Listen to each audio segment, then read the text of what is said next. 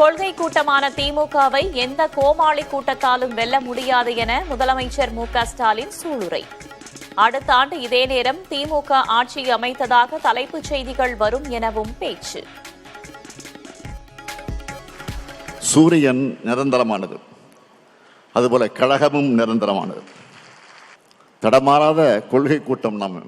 அதனாலதான் எந்த கோமாளி கூட்டத்தாலையும் நம்மை வெல்ல முடியல, இனியும் வெல்ல முடியாது. அடுத்த ஆண்டு இதே நேரத்தில் என்ன மாதிரி தலைப்பு செய்தி வந்திருக்கும்னா, 7வது முறையா திமுக ஆட்சி அமைத்தது.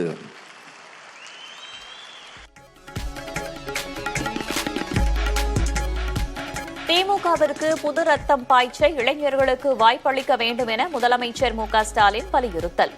கட்சியில் இளைஞர்கள் அதிகமாக இருந்தால் செயல்பாடுகள் வேகமாக இருக்கும் எனவும் பேச்சு.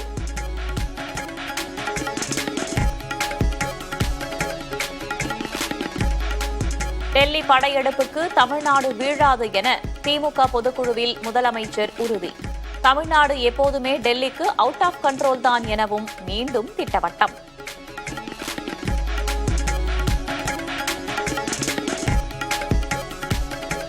தமிழ்நாட்டை பாஜக கட்டுப்பாட்டில் கொண்டு செல்ல பழனிசாமி துடிக்கிறார். அதிமுக பாஜக கூட்டணி ஆட்சியால் அதல பாதாளம் சென்ற தமிழ்நாட்டை மீட்டிருப்பதாகவும் முதல்வர் பேச்சு.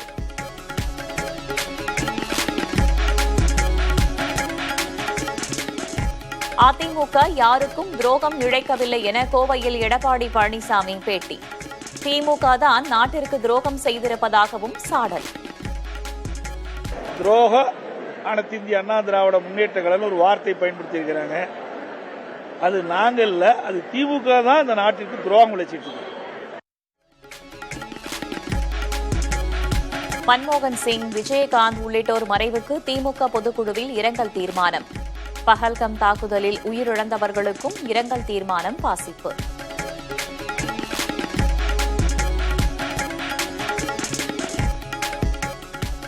விஜயகாந்த் மறைவுக்கு திமுக பொதுக்குழுவில் இரங்கல் தீர்மானம் நிறைவேற்றியதற்கு பிரேமலதா நன்றி. அதிமுக திமுக விவகாரங்களில் சமநிலையை வகிக்கும் தேமுதிக. எங்களுடைய தெய்வம் கேப்டன் அவர்களுக்கு இரங்கல் தீர்மானம் நிறைவேற்றியிருக்காங்க. அதற்கு முதலமைச்சர் அண்ணன் ஸ்டாலின் அவர்களுக்கும் திமுகவிற்கும் தேசிய முற்போக்கு திராவிட கழகத்தின் சார்பாக எங்களுடைய நன்றிகளை தெரிவித்துக் கொள்கிறோம். மாநிலங்களவை தேர்தலில் 2 இடங்களிலும் அதிமுகவே போட்டி. வழக்கறிஞர்கள் இன்பதுரை, தனபால் களம் காண்பார்கள் என அறிவிப்பு.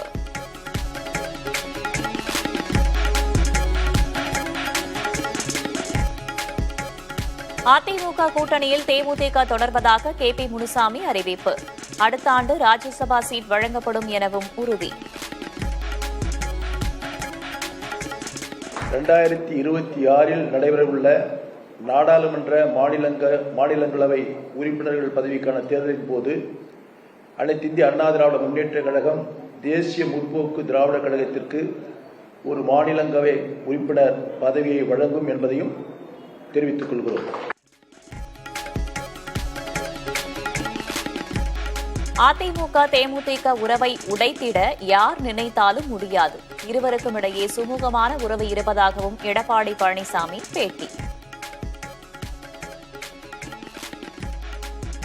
அதாவது எங்களுடைய சுமூகமான உறவு இருக்குது. எப்படியாவது ஏதாவது பேசி அதை பிரேக் பண்ண நினைக்கிறீங்க, அது ஒருபோதும் நடக்காது. அதிமுக கூட்டணியில் இருப்பதை உறுதிப்படுத்தாத தேமுதிக பொதுச் செயலாளர் பிரேமலதா. தேர்தலை மனதில் வைத்து அதிமுக செயல்படுவதால் தேமுதிகவும் அவ்வாறே செயல்படும் என பதிலடி.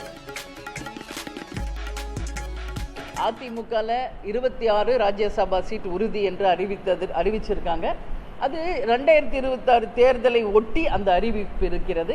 எனவே தான் நாங்களும் சொல்கிறோம், தேமுதிகவும் இனி 2026 இந்த தேர்தலை ஒட்டி தான் எங்கள் அரசியல் நகர்வும் இருக்கும்.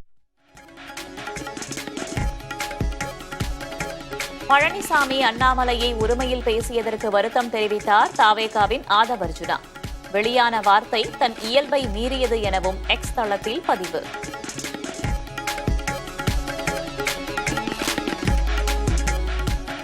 பூம்புகாரில் வரும் 10ஆம் தேதி நடக்கும் பாமக மகளிர் பெருவிழாவில் பங்கேற்க அன்புமணிக்கு ராமதாஸ் அழைப்பு. தந்தை மகன் இடையே மோதல் நிலவி வந்த சூழலில் விரைவில் இருவரும் சந்திப்பார்கள் என கட்சி நிர்வாகிகள் எதிர்பார்ப்பு.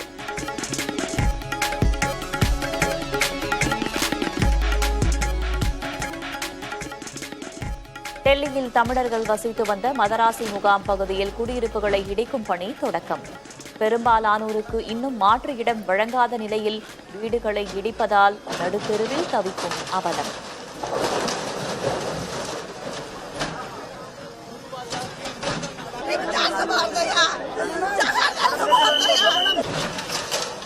வாரி அடைஞ்சு போய் நாங்க நிக்கிறோம். இது போல பண்ணலாமா சொல்லுங்க.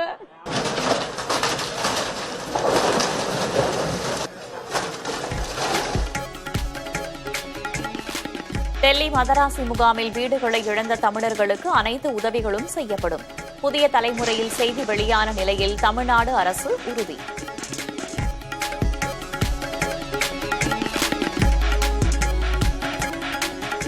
தமிழக ரயில் திட்டங்களுக்கான நிதியை திருப்பி அனுப்பியது ஏன்? முழுமையாக பயன்படுத்தாத நிதி பிற திட்டங்களுக்கு மாற்றப்படுவது வழக்கமானது என தெற்கு ரயில்வே விளக்கம்.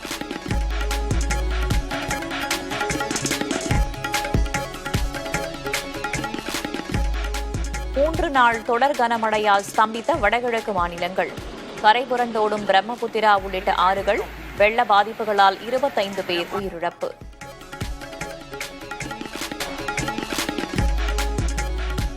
தமிழகம் மற்றும் புதுச்சேரியில் ஜூன் 7ஆம் தேதி வரை மிதமான மழைக்கு வாய்ப்பு. சென்னை மற்றும் புறநகர் பகுதிகளில் லேசான மழை பெய்ய வாய்ப்பு எனவும் வானிலை ஆய்வு மையம் கணிப்பு.